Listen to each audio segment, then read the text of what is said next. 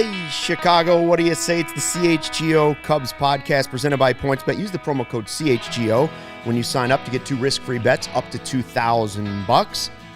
Cody Del Mendo at the end. Our special guest, Mr. Jordan Bernfield from WGN Radio. Ryan Herrera, I'm Luke Stuckmeyer. Cubs with an off day as they get ready for the last week before the All-Star game. Jordan was nice enough to come in today. Certainly know him from Cubs broadcast. You know him from WGN Radio. You know him from college basketball in the area. Cody's excited because I said Jordan was coming in, and he was like, oh, I got to get my Jordans on. I got to get ready. And he went out and bought another pair of Jordans, and I was like, no, Jordan Bernfield, Cody. And so we slightly less famous Jordan. Slightly less famous Jordan. Just step down. Yeah. Jordan, you've got to – I was going to set you up with this to start the show. I know you watch some of our shows, but – you need to know that vibe is a very important thing that we talk about here. It's always a vibe. This is a vibe. So we need to know what your vibe is coming in, what your vibe used to be, what the vibe could be. It's always a vibe. What is your vibe? My vibe right now with regard to the Cubs is that, like, I'm really not that mad about what's going on. Really? I feel like I was telling the guys before the show, I sort of feel like I'm Peter Gibbons from Office Space after the occupational hypnotherapist keels over. And it's like, since they won the World Series, like, this kind of season would have wrecked me in the past. Yeah. But now it's like, you know, like, they're rebuilding, and if they're smart, this won't be a 5-year rebuild. So I'm not going to get angry about, like, random games where they stink because they have a bad team. You know what I mean? Like, there are bigger fish to fry here, yeah.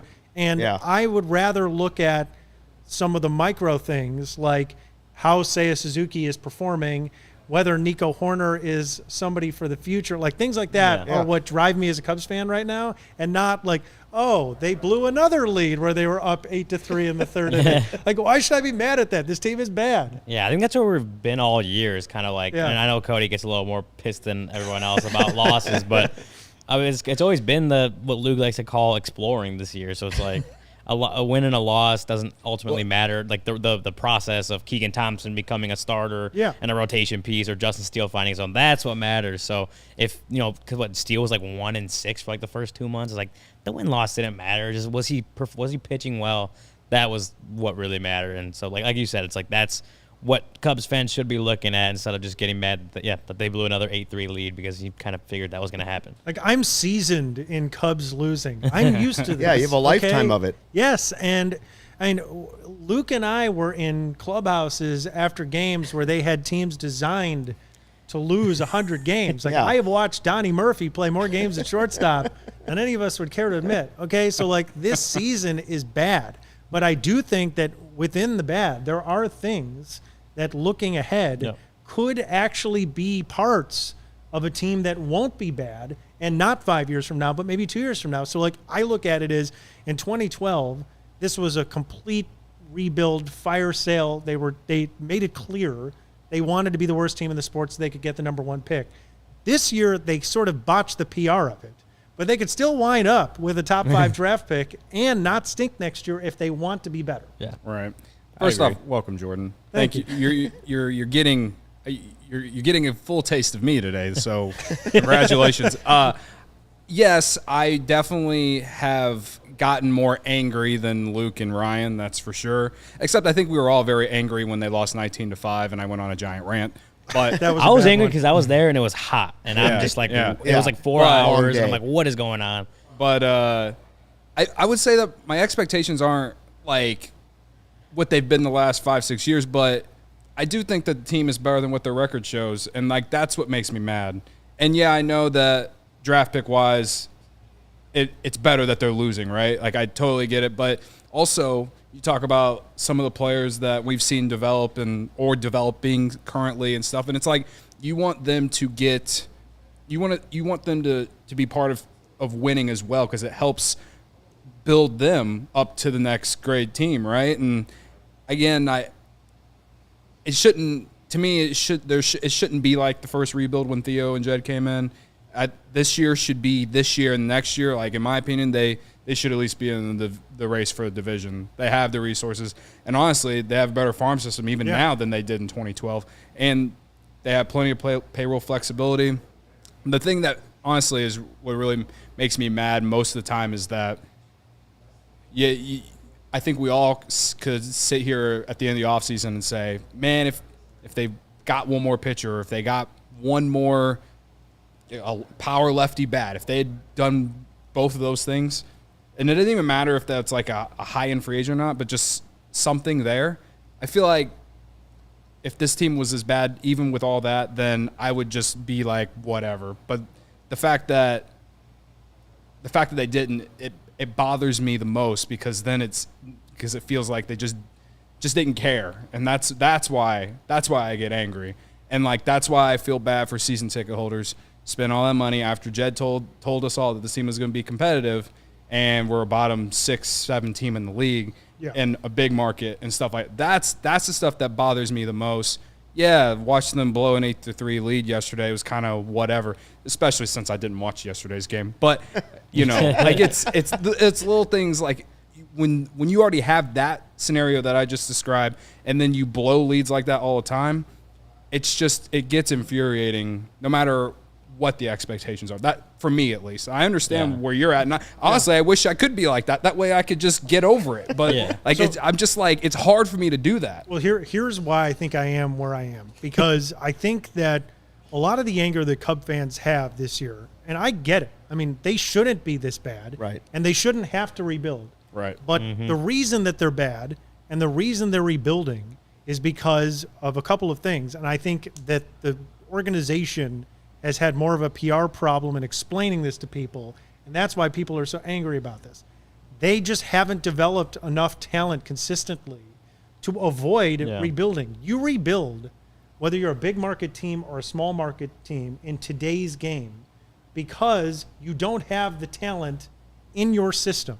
And anyone that says, oh, the Cubs should have spent $400 million on all these free agents, that doesn't typically work. No. And the people that say, and I'm not defending the Ricketts family here, but people that are saying, oh, the Ricketts won't spend money. They will spend money when they think it's worth spending money. They spent it on Zobrist. Yeah. They spent it on Hayward. They've spent it on guys when they felt it was worth doing. Now, if you want to argue that they should have spent money on some of the guys that they traded, that's a different conversation. But the real problem with the Cubs, and I think that the reason why we should feel angry, is because they didn't develop enough talent. Like Ian Happ being an all-star. When I heard that news yesterday, guys, this is what I thought. I thought, this is like the last guy from the previous regime who it took longer than we expected it to, but he became an all-star. Like that's a guy that they drafted and developed, and he's had a rocky road through it, and he said it was a wild ride. But you know what? He's an all-star now. Yeah. So if there were more of those guys, or they didn't trade them for Jose Quintana in 2017, the point is I get why they did it. That's a different conversation. Yeah. But you'd be in a better spot. Yeah. So that's where the anger should be directed, in my opinion. And I also think it's just like when they were winning, you didn't really realize that the talent at the minor league level just was like just going by the way. Like as Chris Bryant or Schwarber or Contreras started coming up, like it wasn't getting replenished, and because they kept telling you the whole time, you don't have to worry about our system because all the talent's on the major league level. How many times do we hear that? Yeah. From Theo, from Jed, from all these guys. And you weren't concerned about watching it's all the major league level. You weren't watching it because they were good at the major league level. Right. Exactly. So nobody cared who was at Double-A at the time. Didn't matter. And so now this is like, if we want to be mad that they stink now, that's why they stink now.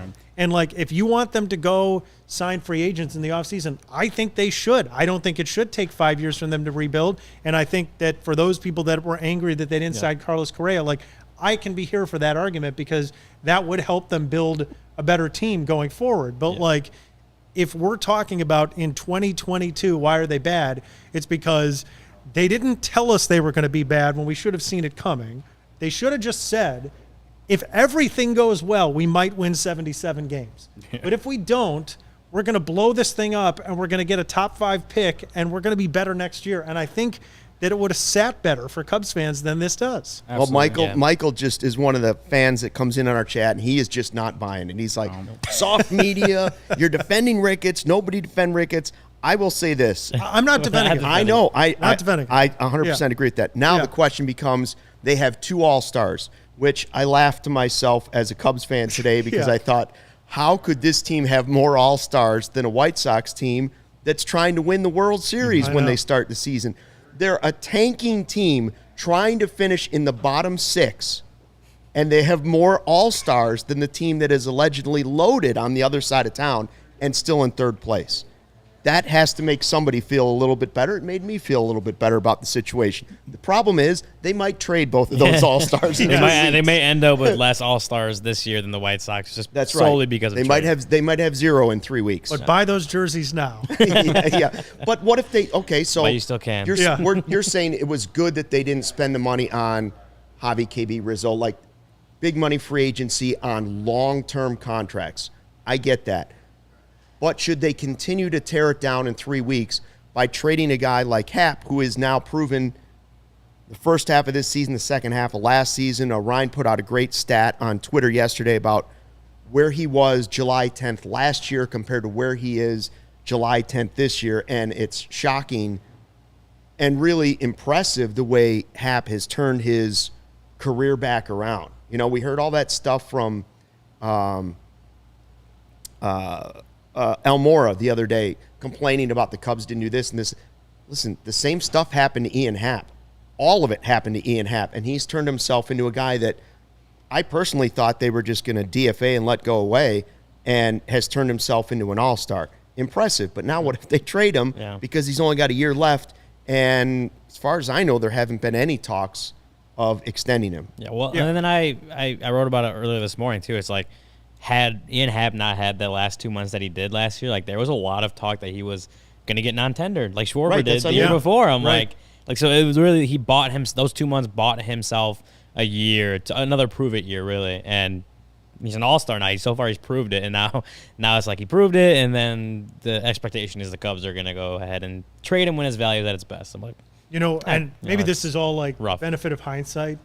How good would Kyle Schwarber have looked? Oh, man. Don't get me started. Don't get me started.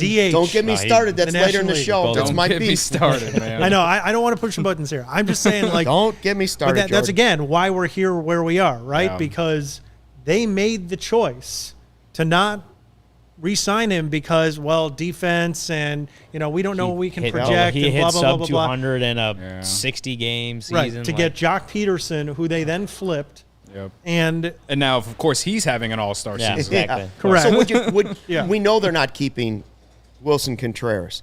Do you think that Happ being an all-star now makes it possibly more likely that they would keep Happ just because they have to save some face? Could they possibly trade their only 2 all-stars? Well, like this is where Jed Hoyer makes his money, right? Like they are in a tough spot here. I mean, everyone says it's a foregone conclusion that they're going to trade Contreras, and I would bet that they're going to. But it's hard to find all-star catchers. They don't grow on trees, and this guy is a 3-time all-star. Now, I have specific beefs with Wilson Contreras, and I did even when they were winning, because sometimes he's over-aggressive and it costs them.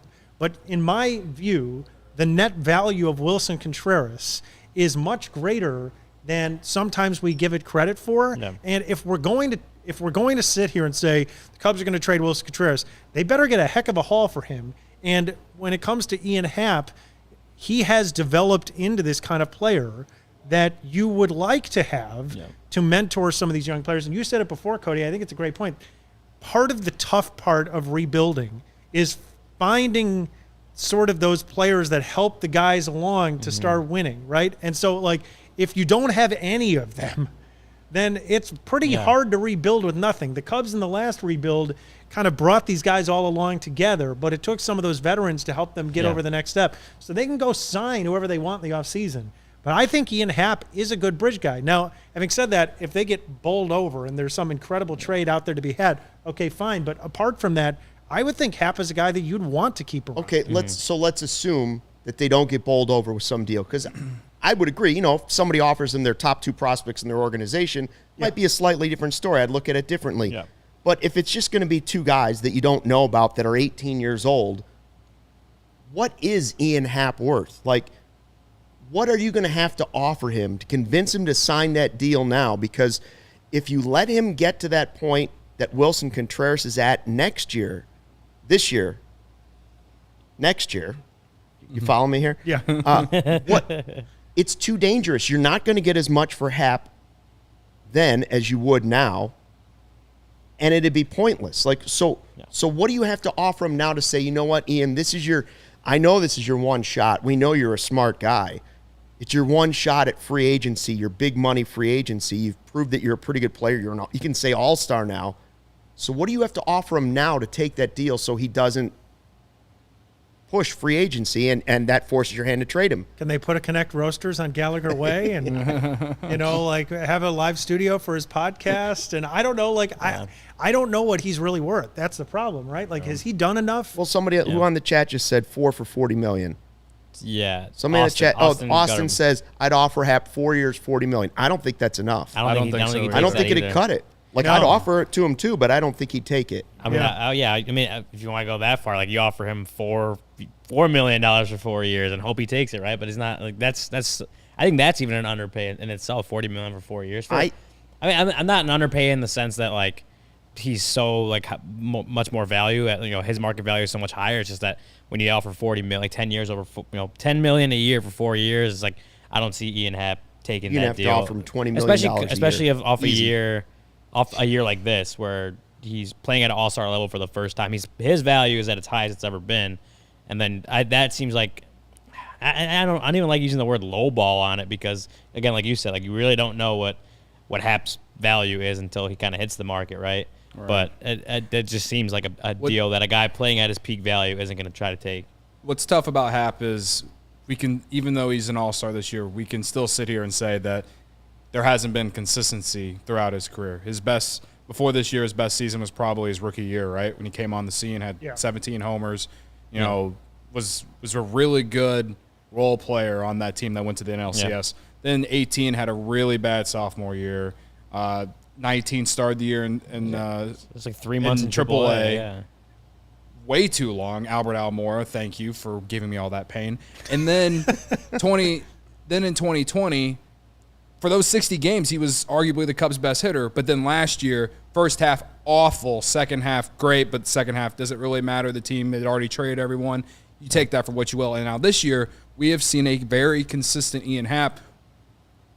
To me, it's hard to not at least consider the trade because, over the course of his career, we haven't seen a full season outside of his rookie year where you're like, this is a guy that we want in the middle of our lineup or somewhere in our lineup every day. But again, this year he's been great. His strikeout rate is significantly down compared to some previous years. He is hitting the ball all over the ballpark. He's improved as a right-handed hitter. That was the big thing against him was that he couldn't hit as a right-handed hitter. His defense has improved. Then it all comes down to context, then, right, Cody? Because if we're talking about signing Ian Happ for the long term, the context is at what point do they think they're going to be good? Right. I think everything you're saying is right.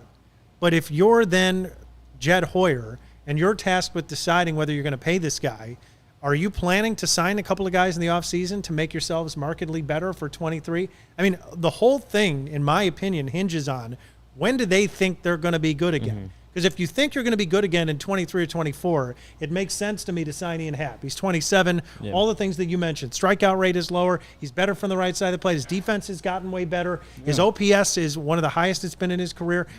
Okay, I'm on board for that. But if you're thinking 5 years from now you're going to be good, then you should trade him. Well, we know that answer. We know that answer in 3 weeks. Yeah, realistically. We'll but signing Stroman makes no sense if you thought you're not going to compete for 2 years.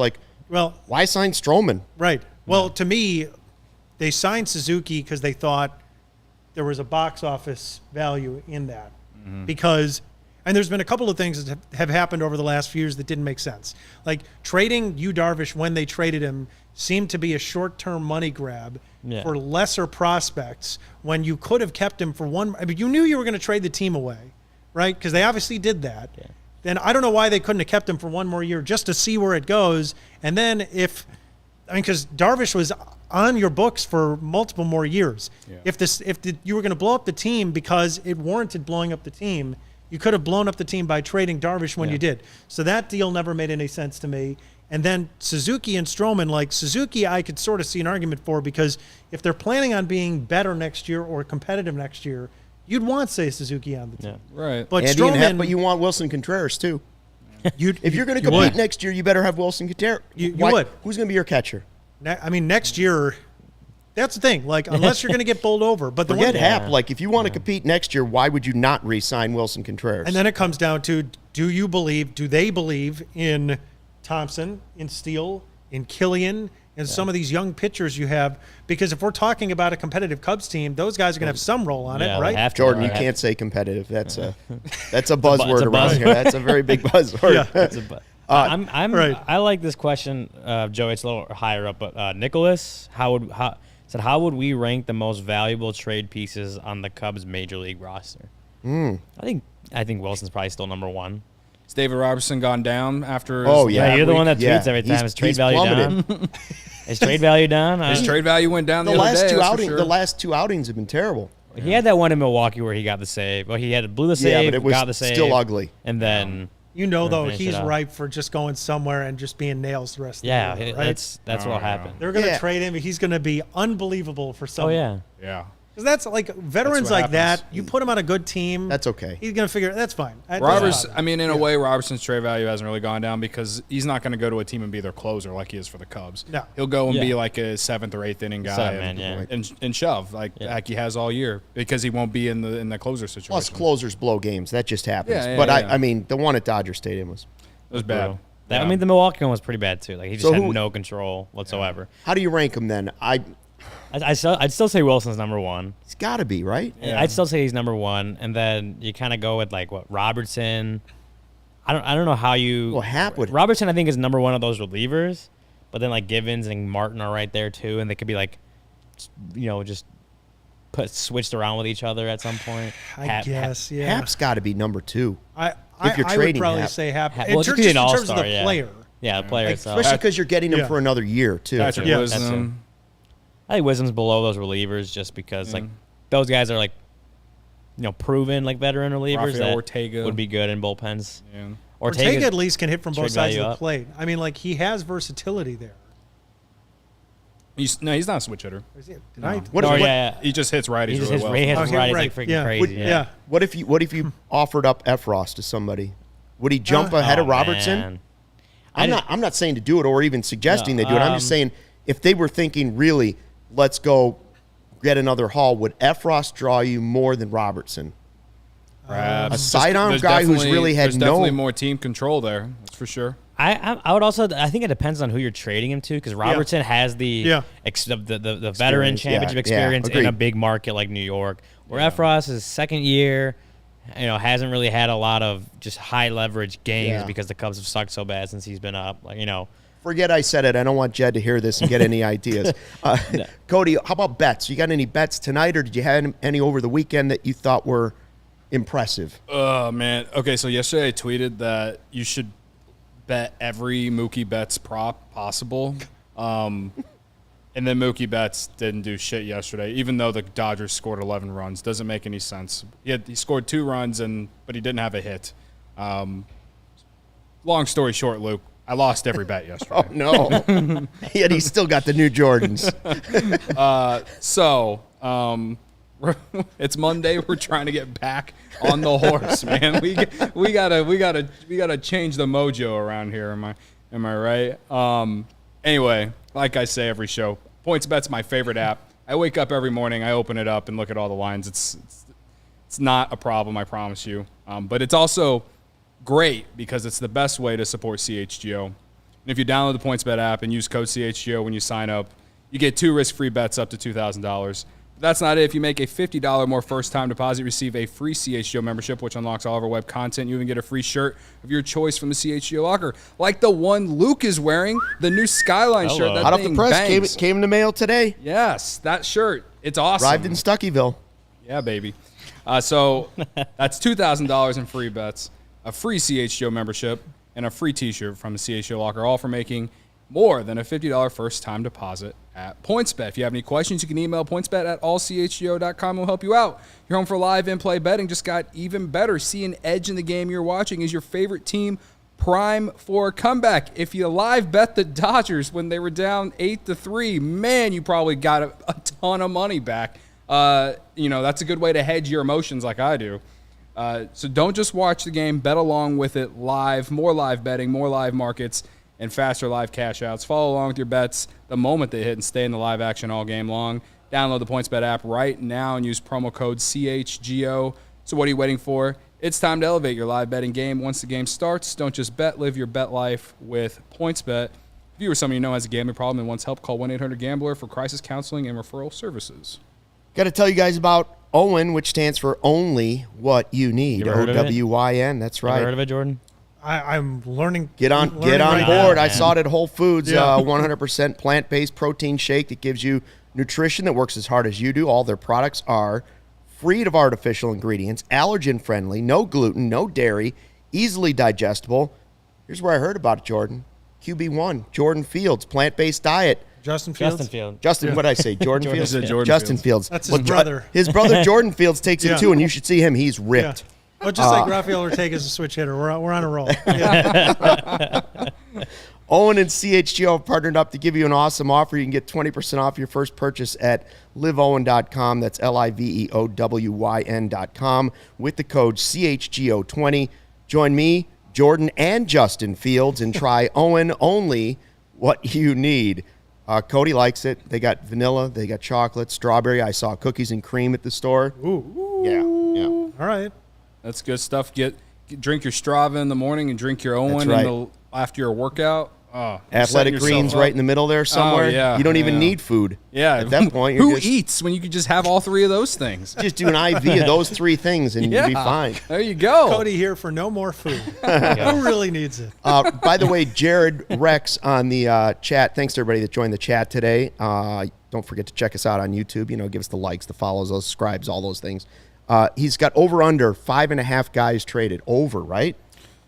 Yeah. They'll make more than 5 trades. I think I was at least 6 guys go. I was talking with someone about it maybe a couple weeks ago, and I think we were like a good solid line is like 6.5 because I think you could say definitely for sure. If you for like Givens the is expectations, gone. Robertson is gone. I think you Contreras say like is gone. expectations. That's 3 easy. Contreras, Givens, Robertson. Martin, Have we made the Happ. Givens and Takens away joke yet on the show? Oh, Givens No. So I'm bringing this That's bad yeah, joke. dad are joke. bringing it Dad up. joke. Yeah. I'm Fellow surprised dad Luke joke. hasn't used it, though, with all the dad jokes he has. Yeah. I think you could say the expectation is that 6 guys get traded with like at least 1 or 2 more. Like I could see definitely see an offer being made for those guys at some point. So I think 6.5 is like. I will take the under. I think it'll be Contreras and the 3 bullpen guys, Martin, Givens, and Robertson. And then maybe Happ, but like Wisdom and Ortega. I think Ortega's would be that 4th one for sure. So then that gives you 2 more, and that's either Happ or Wisdom. And I think I want to believe that they're going to keep those 2 guys at least. I want to believe that. The one thing I wonder, and it seems like it never happens in baseball when you think that there's going to be a big trade deadline, then it never happens. And then when you don't think so, it's going to be a wild one. Yeah. But now that there's more teams that make the playoffs, I would think that there's going to be more teams that would feel like I'm a Michael Givens away from getting that being in 6th that wild card. Yeah, or the right. 6th wild So card. like, and after seeing what the Braves did last year, Oh, they yeah. were barely 500 at the deadline, some team might think, hey, maybe we're that team. You know what I mean? And Maybe the and Cubs they didn't will. even make big deadline moves. Oh, They my they traded goodness. for Jock Peterson. My and, goodness. and hey, Jorge they went 20 in a Soler, row, but- my friend. Here Yeah, they come. right back in it. Yeah, it right sounds back like in it. Brendan. Sounds like Brendan right here. Yeah. All right, it's time for. I've been wanting to debut this for a little while, and I'm hoping it's going to build. What's your beef? What is your beef? I don't care what you want to complain about. I want to hear. I love the logo. Beautiful. Piece of beef with a Cubs CHGO logo Beautiful. on it. Well done, Joey. You can complain about anything you want. You want to complain about the idiots that are trying to run into an elevator before you can get off the elevator? That's the biggest beef of my life, maybe. Like, those people should be put away in Siberia somewhere and just left there. That's the worst person on the planet. The person that tries to run onto the elevator before you can get off it. That's there. For If sure. you want to make it a baseball beef, make it a baseball beef. I put it out on Twitter, and of course, right out of the gate, we had the Ricketts. Don't spend money. The Ricketts. I knew we were going to have the Ricketts one. I figured we'd probably have Jason Hayward, but because he hasn't been playing, maybe that subsided a little bit. You mentioned my beef that I had this weekend as I was watching, and the All-Star teams were announced, and Kyle Schwarber comes across. And I'm just sitting there, and I'm thinking, I would have been okay with the Cubs. First of all the guys I would have brought back, Schwarber would have been on the top of the list. Even after they screwed up letting him go and not tendering him a contract, I still would have bought him back at the money. What did he get? 4 years, $79 million. I still would have done it with the DH. A left-handed power bat in that lineup. Think how different the Cubs lineup would look with just Schwarber added as the DH. Yeah. And don't tell me, well, he wouldn't have developed into this, or Happ wouldn't have been this guy. No. Happ could have stayed in left, Suzuki could have stayed in right, and Schwarber could have been your left-handed power bat. 28 home runs. Only Aaron Judge has more home runs in all of baseball than Kyle Schwarber. I would have been angry if the Cubs got a steaming pile of garbage for Kyle Schwarber, right? Like, I would have been angry, like, oh, they got 2 garbage prospects. They got worse than a steaming pile of garbage. They got nothing. They just said, we're good. Take it somewhere else. We're good. Of all the guys they hung on to, and we're like, again, this is not an anti-Jason Hayward. All these guys they want to hang on to, whether it's financial reasons or didn't believe in them. Kyle Schwarber, the guy that came back from an ACL to like pull some miraculous appearance and contribute in the World Series on basically one leg. The guy that came back in less than a year, that's the guy they dump on and say, you and Al Morrow, we're not going to tenure your deals. By the way, sure, we know you might hit 30 home runs before the All-Star break. He might hit 45 home runs this year. What is it? He has 60 in like 710 plate appearances since like the start of 2021. Like that's like 11 or was it, no, it was at bats. 11 at bats per home run or something like that. Like, it's crazy. This is a reason to be legitimately. There's forget the fact that they're losing. Forget the fact that they lost 4 in a row to the Dodgers. They were going to lose to the Dodgers. They're trying to lose. But Kyle Schwarber was such a mistake just letting him walk away for nothing. If you're going to make the mistake, at least get something for him. I don't care if the prospects don't work out, but if you're dumb enough to let him go, get prospects. And if that's the case and you made that mistake, then bring him back in free agency because he was available. Yeah, I can't defend them for that one. That was really bad. I feel like more people He was also our son, wasn't he? Like, yeah. I mean, who didn't name somebody that didn't like Kyle Schwarber? Everybody loved him. I feel like a lot of Cubs fans. They did at like the Kyle end, Schwarber. but again, we go back to like that 2020 season was such like just felt fluky for very good seasons and very bad seasons. So it was like to pick that. I mean, that was the cost cutting move. Obviously, that's what you mentioned. You Darvish, like that is also why that deal happened to come after 2020. But it's also like that a 60-game season. Like that's not even half of a full season. I spent a lot of time to like really judge defending him on social media. So many people are like, this guy is a DH and that's it. And, But they have DH now. Right. And they knew there was going to be a DH even now. when they had him, like, it's not like he was the worst left fielder ever. Oh, he was a left fielder. Like in the first year or two, yeah, especially after coming off the ACL injury, yeah. But like I felt like after he lost weight going into 18 and 19, like he was an improved left fielder. And when I say improved, it was I don't even know if it's even average, but still it was good enough. And with the offense that he brought, did have a great arm too. Yeah, Right, guys out at the a lot plate. of people were down on him, but I also think, well, that's true. I think in today's game, in 2022, Kyle Schwarber would be valued by all those angry people way more because I think a lot of people were looking at Kyle Schwarber 4 years ago and they're like, oh, the defense stinks and he's hitting 210 and all this stuff. It's like, well, everybody hits 210 now. So why don't we just look at OPS and look at the home run totals and look at the unique skill set that Schwarber has. And I think that we got caught sort of between, like, baseball is obviously suffering from this generational crisis of like how we value players now. And I think that Schwarber got swallowed alive in that vortex. And so Cub fans that like forgot that they were terrible for 100 years and all of a sudden we're like, we're supposed to win 110 games every year. We can't have Kyle Schwarber on this team. We're too good for this. He could hit 40 home runs, but he only hits 212 for us. Like, no, like this guy clearly has a skill set. While flawed, he is a flawed player. And I still think he's a flawed player.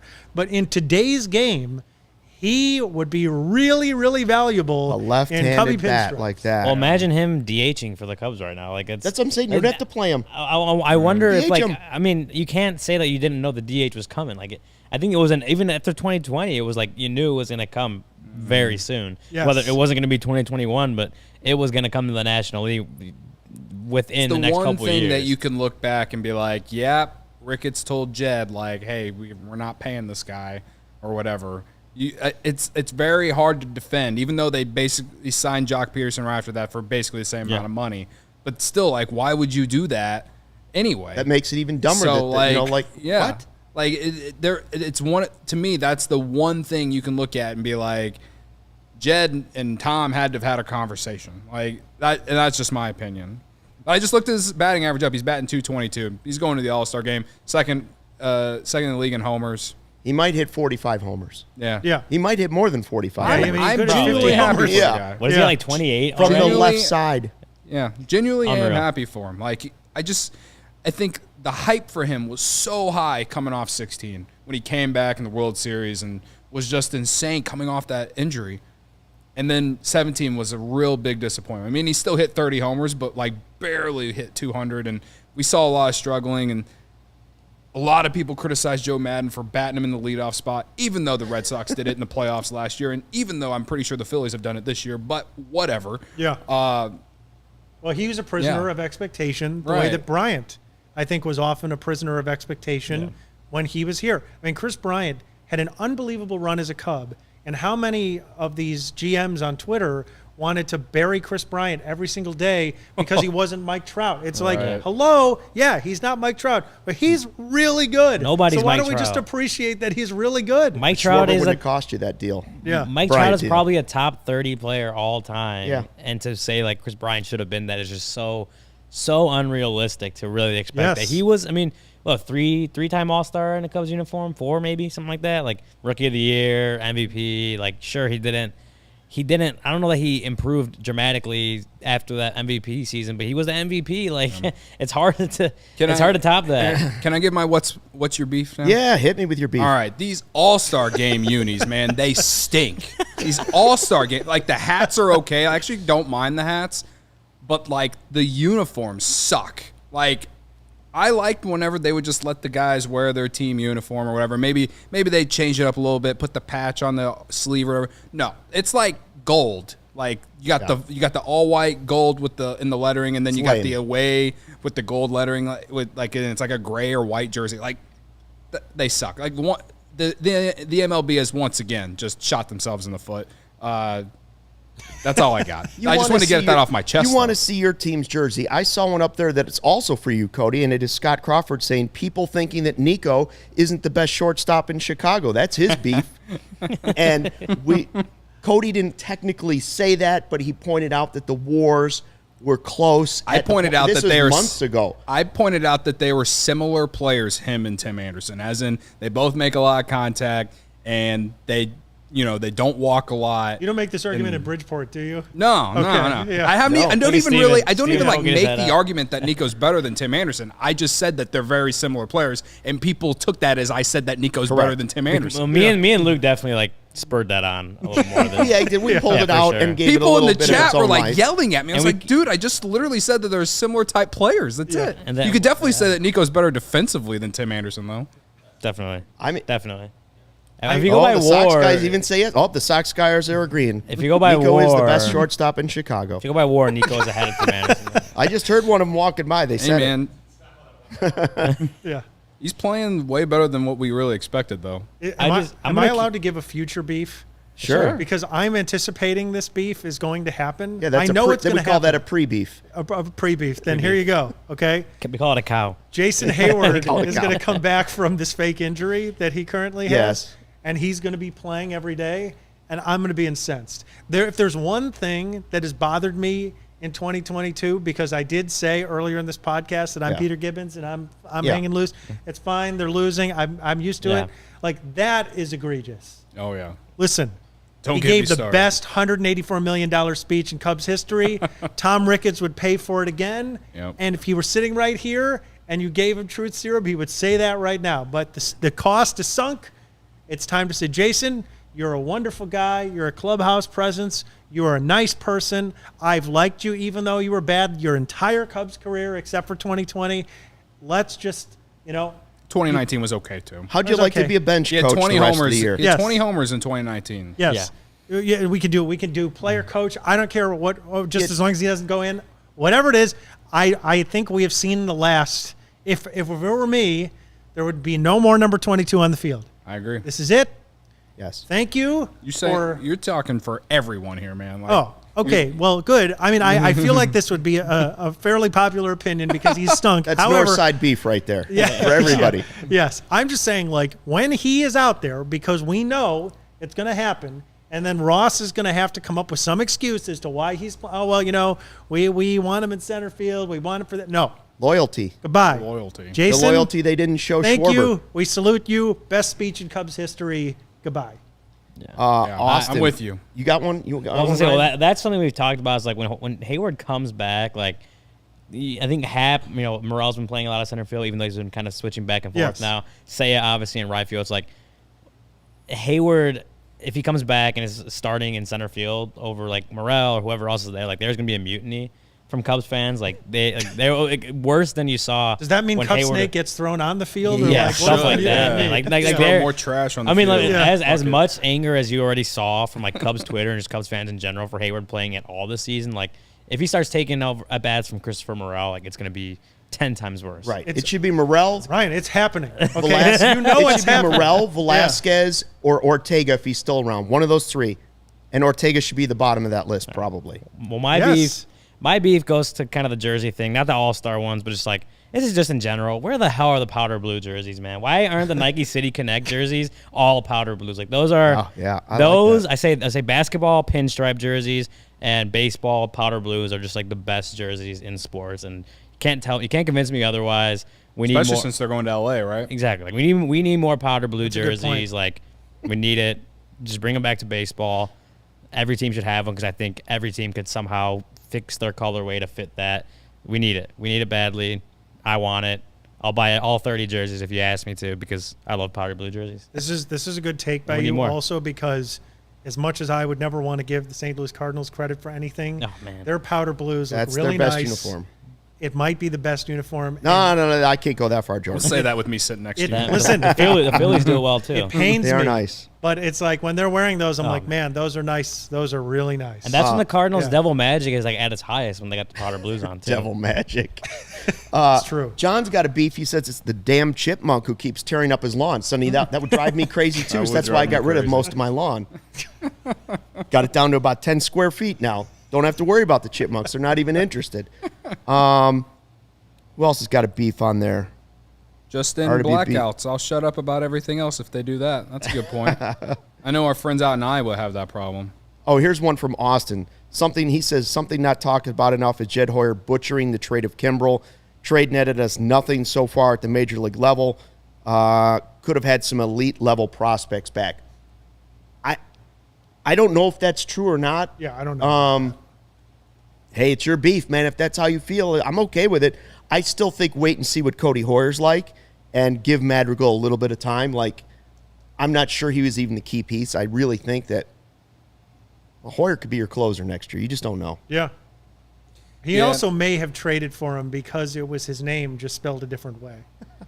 So that's a good point. We do have to consider that possibility. I will say. I hope not. One of the 2022 disappointments for me is that Nick Madrigal has been awful. Oh, yeah. I mean, hurt and awful. I mean, yes, hurt, obviously, but when he has played, it's like, okay, I realize he had a specific skill set and maybe he was overdrafted and we can have that conversation separately, but like, you can't be a Major League Baseball player if you can't hit the ball out of the infield. Right. Like, period, end. And he could not hit the ball out of the infield. And I'm watching this going, whether or not you believe Hoyer was the centerpiece of that return or you believe it was Madrigal, there would be people I think that would argue with that. It's like that is a miss because if he is that bad, then he obviously can't be part of your future. And then, like, when you make mistakes like that, that's why you have to go sign a player for $300 million, right? Yep. Like, when those returns don't come to fruition, then you have to spend the money, and the market dictates that you're going to overspend for somebody. So if it means that you're going to go sign Carlos Correa, or you're going to sign Trey Turner, you're going to sign one of these guys in the offseason, great. They're great players. I'm not saying I wouldn't have a problem with any of that. But it would be nice in a return on a trade to get a guy that maybe isn't those players' caliber, but as somebody that you could feel comfortable with being on your everyday roster and being in your everyday lineup. And when they give you nothing, then you have to go fix the problem with money. I still trust he's going to hit. The Sox guys tell us he's going to hit. They tell us like he's Jose terrible Quintana at is going to defense. return to his form that he was on the Sox, right? I mean, He's been killing it for the Pirates this year. Don't get me started. me and Luke talked about it earlier, but it's like he's also, he had the hamstring tear last year. In the year and change since, he's played 31 games, hasn't really been healthy for most of it. Besides, he had this setback again, but yesterday left the game early. It's like he's 25, doesn't turn 26 till March. Cody Hoyer just turned 26, and he had Tommy John earlier this year. It's like, I think we're only a year into it. It's not like Craig Kimbrel's been like crazy good. I don't think that it's like. What were you going to do with him anyway? I guess you maybe could have got a better return, maybe. Yeah, if you got a better better I'm not return, so sure about that. But we don't even know what the potential returns out there were, really. Like, these are two guys the White Sox were really high on, and we're already at the major league level. Like, I don't think that the trade doesn't work out. The trade doesn't work out, but at the time, it's not. I agree. At the time, it was fine. Also, you guys might be too young for this reference, but to me, Nick Madrigal reminds me of Matt Merton. Like, if you were like when I was a kid, I remember Matt Merton was like, I was like, this guy's in the major leagues and he barely hits the ball to the outfield consistently. Yeah. Like, how does this happen? But then he wasn't he a home run king in Japan? In Japan, yeah. Japan, he was but in all Major over the League place. Baseball, he was the king of the 112-foot single to left, and it was like, man alive, like, you have to hit the ball hard. Yeah. Especially now when we're all about exit velo and we can immediately determine whether a guy hit the ball hard, and he's hitting the ball weekly every time. I mean, it's like with J.A., with J.A. we're programmed. We know. Fastball inside, jammed, ground out to second, rinse and repeat 3 times, game over. Yeah. Well, I mean, I don't need another one. No. Right. I think that the Kimbrel trade, you can look at it, they got major league talent, all young guys, all with a lot of control. And that's where the value is. Like, it's not like they're rentals, right? But Madrigal really not doing anything this year is honestly what to me hurts the most. Like, I personally thought Madrigal was the highlighted piece coming in that trade, because it's not like the Cubs have like a mainstay at second base. Last year they didn't have a mainstay at second base. You thought Nico would be that if they were to sign someone, but then they didn't. He's shown that he can play short just fine. Now you don't have a mainstay at second base, and like the thing with Madrigal that really annoys me is that even if he was hitting weak grounders, if he had some speed, he'd beat some of them out. But he doesn't have the speed either. No. And he's not versatile enough to play all across the infield or anything. You're not going to play like a guy like that at the DH. Like, it's like he's got to hit, and he's got to hit the way that we saw him hit with the White Sox. That was line drives, in the gaps, down the lines. He's got to do it on a consistent basis. If he's and he doesn't walk either, so that's why it's important for him to be a 300 hitter, unless he does change his approach to where he could walk more. At least if he walked more, it would show more value. But history shows that he hasn't done that either. I'm not out on him, and I think everyone thought that, I know a lot of people who were out on him before he even played an inning for the Cubs. Yeah. But it's just kind of like, how long do you, like, when he comes back, like, how long do you wait until you realize that this guy just isn't getting it done? Like, at least this season, Happ just proved to you that a guy can go down and work on things and turn his career around. Like, I'm not. That's true, but I do plus think you don't have to look at the upside down L flag every time some guy comes into the game. Like, well, what did you give up? But don't you think, though, and I agree with you, guys develop, and I'm not saying that I'm completely closing the door. It's like 80% shut on Nick Madrigal for me. But I think that changing a batting approach is historically one of the hardest things to do in baseball. And I'm not saying it can't be done. And there are examples of guys in baseball history that have taken to a new approach and learned how to become higher OBP guys, because that's what gets rewarded in baseball today. But that's hard to do. And more often than not, I think the evidence is overwhelming that if you are not a guy that takes a lot of pitches and doesn't work walks and can't be a guy that is a high OBP guy, then you're just not going to be one, especially when you're 25 years old. It's one thing if you draft a guy who's 18 that you're going to try to develop that while they're in the minor leagues. I just don't see him 2 years from now being a 360, 370 OBP guy. And his best slugging percentage with the White Sox last year in 54 games was .425. Yeah. I mean, this year he was slugging .250 in 31 games, which is obviously like preposterously bad.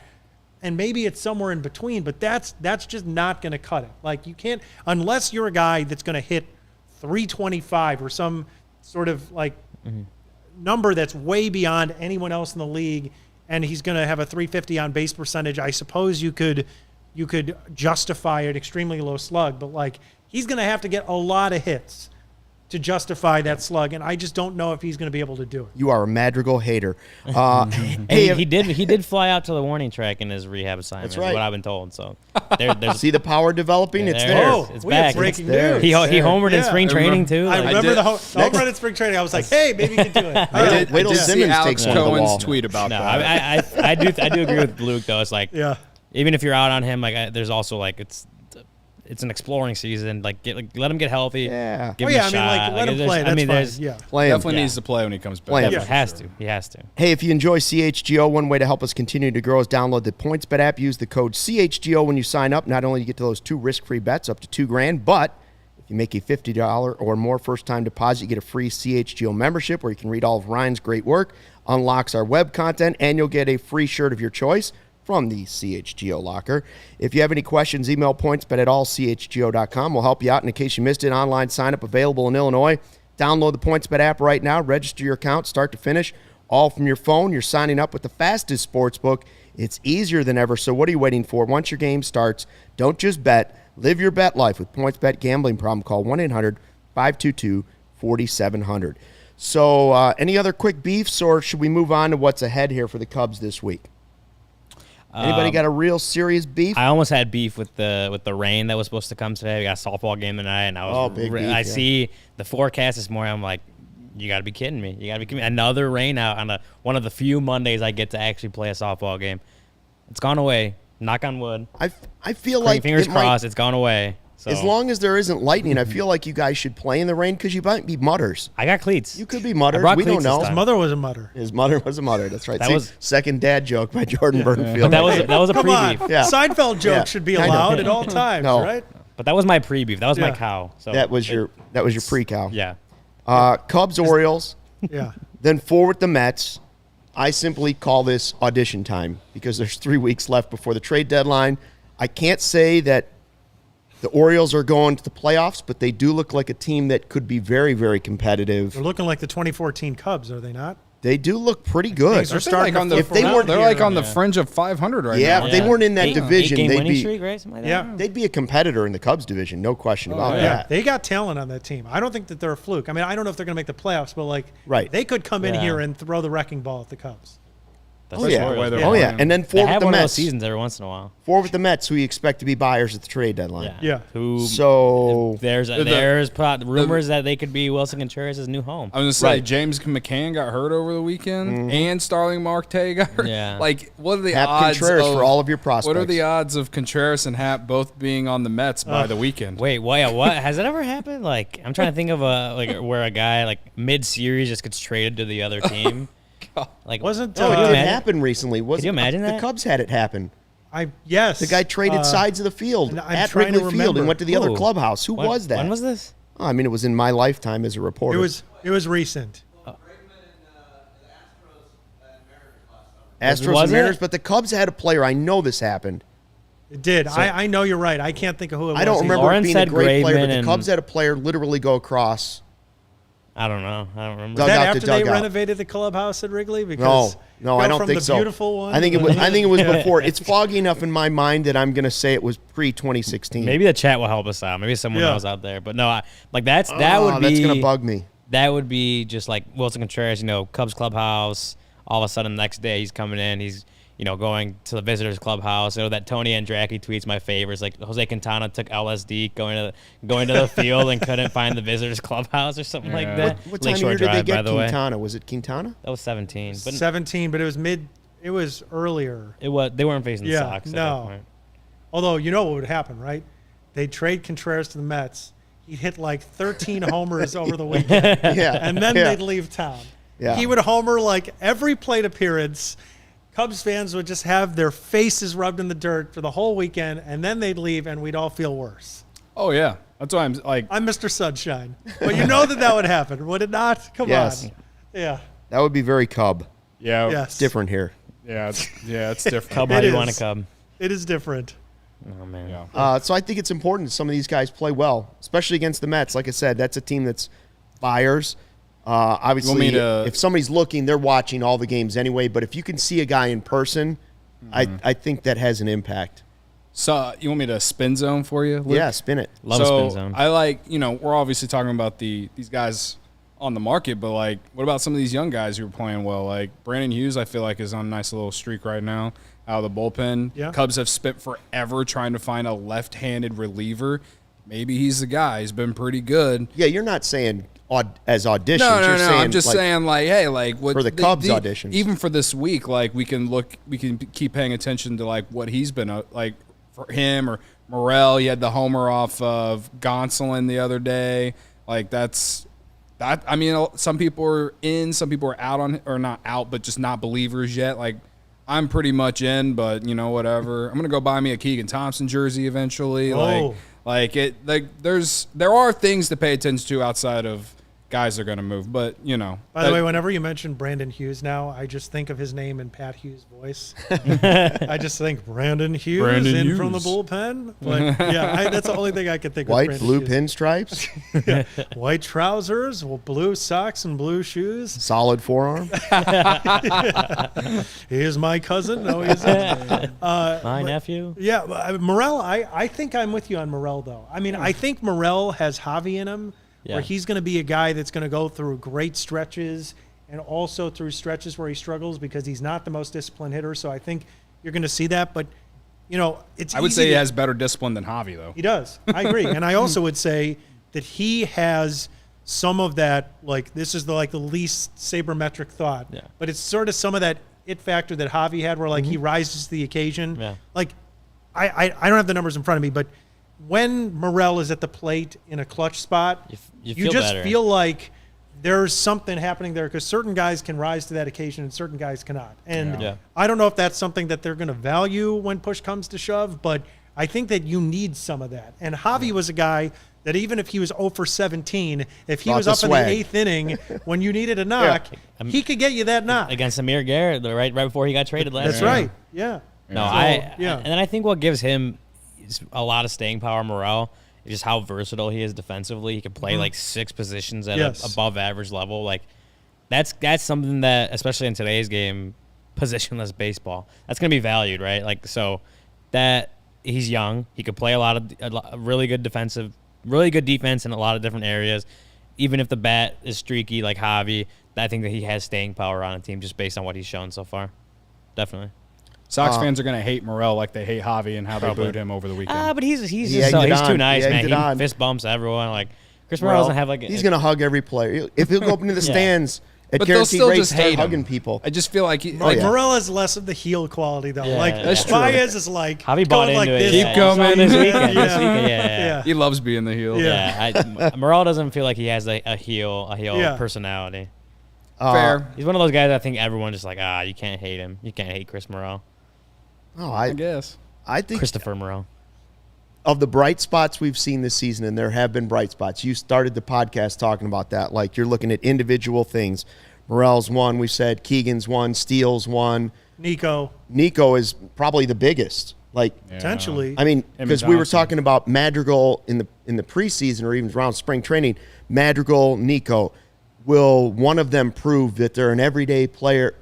And Nico's proven the everyday player thing. Yep. Forget that. Now he's the next guy you're talking about, all-star level. Like now, the next jump you want to see is Nico Hoerner, all-star, because I think that's in him. I really do. I think that is a very difficult position. But if he keeps playing like this, I mean, we're already putting him in the same sentence as Tim Anderson. I'm not saying that's fair or not, but the WAR and other statistics are starting to tell you that's how well he's playing this I agree season. with your point, but wouldn't you say, I would say Thompson is a bigger and more significant development. Maybe. He's not an everyday player, though. If you can find a guy that can play everyday shortstop and be as impactful as Nico and potentially still add power to that, No, I agree, but I heard they haven't developed pitching in the last. They're 1-2, but I heard Sutcliffe mention the Justin Turner comparison to the type of player that potentially Nico was. And I was like, wow, that's a nice high ceiling. He's gonna have to grow his hair a lot. Yeah. He is.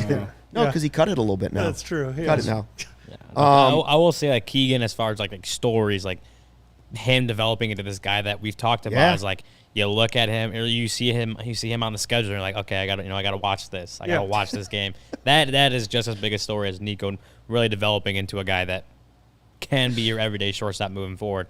Well, we've talked all about free agency and shortstops, Carlos Correa, all that, but like bar none, like Nico Hoerner looks like a guy that you could trust as your everyday shortstop. And it's how like these are the ways that you don't stink for longer, right? Like if Keegan Thompson is good and Nico Hoerner is good, then it's less for the front office to have to add to this team next year. So like you can start to talk yourself into a competitive 2023 if you believe that those two guys are going to be key pieces for the future. And so like we were saying at the beginning of this podcast, the rest of the season, like we're used to rebuilding Cubs teams, right? Like shouldn't be new to us. These things are the things that matter. Like if we want to project, can they be good in 23 or is it going to be 24? Is it going to be 25? It's what pieces do you have for next year? Yeah. And if they trade Wilson Contreras, which I believe they're going to, they better hit on that trade because for better or worse, those guys are going to be on this team next year or the year after. And it's either going to be, man, loved Wilson.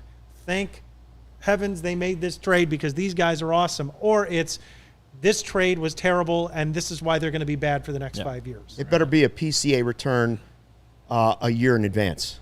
They better be getting a guy like PCA is this year as opposed to PCA last year. Level up. Like right, that's what I'm saying, a level up.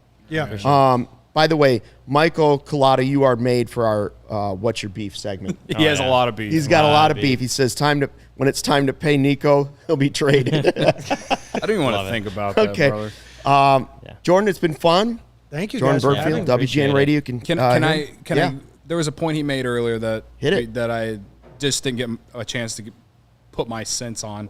When you said that why the Cubs are in this situation now because they couldn't develop anyone. I just want to add that like after 17, it was like David Bodie, and that was basically it. Would have been Eloy or Dylan Cease, but the Cubs, they went all in 17, and even though they didn't win it all, they went to NLCS and whatever. I'm not going to take that away from them, even though they probably didn't need to move both those guys, and that trade's going to forever give me a lot of pain. But again, I feel like a lot of people just don't look at that enough. The fact that they weren't able to develop other guys in the system after Bryant, Schwarber, Happ. Even Happ. They did develop Happ, but it didn't happen until this year. Right. It's way easier to rip ownership and say that, oh, you're cheap and you don't spend money.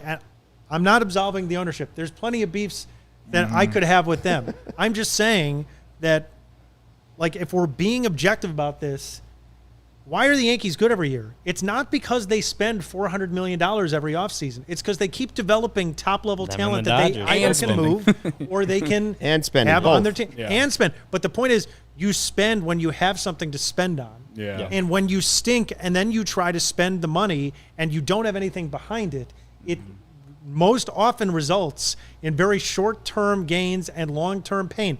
Look at 07 when the Cubs were trying to sell the team from the Tribune ownership to the Ricketts, right? They signed all those guys because they wanted to inflate the value of the franchise so they could spin it off. And what happened? They went to the playoffs 2 years in a row, and then they were terrible. And then it took Theo Epstein literally coming in to blow up the entire franchise to turn it around, which was an 8-year plan. Yeah. So that's why... Like, the Dodgers are great because they're constantly churning out, I don't know how they do this, churning out incredible talent and getting Freddie Freeman. Right. So when you can keep doing things like I think for all the things I could fault the Ricketts for, if they had all this talent in the minor leagues and they were coming up and Jed went to them and was like, hey, we got 4 big-time prospects who are going to be on this team next year, and if you go let me sign... Name your player, Correa, this pitcher, that pitcher. We can win the World Series again. You don't think he would do that? Right. I think he would do that. I make so much more money winning the World Series. Yeah. Yes. I just think that he looked at it and was like, I don't think that this is worth paying for. Right. And I think we're learning that even though it gutted me to dump the core the way that they did because it seemed minor league at the time, it was probably the right thing to do. He said, we stinks. Yeah. Thanks for checking out the CHGO Cubs podcast presented by PointsBet. Thanks to our guest, Jordan Bernfield. Cody Del Mendo on Twitter. What's the handle again? Cody_CHGO. You did it, Luke. Ryan_A_Herrera. There you go. I'm at Luke Stuckmeyer. Jordan, what's your Twitter? I think just Not add today, Jordan tomorrow. Not today. Just Jordan Bernfield on Just Twitter, Jordan right? Bernfield. There you go. Get her tomorrow. I'm very Check us out. creative. We'll be here for the pregame show tomorrow. Cubs get ready to take on the Orioles. We'll have pre and post for you right here at CHGO. Take care. Fly the W.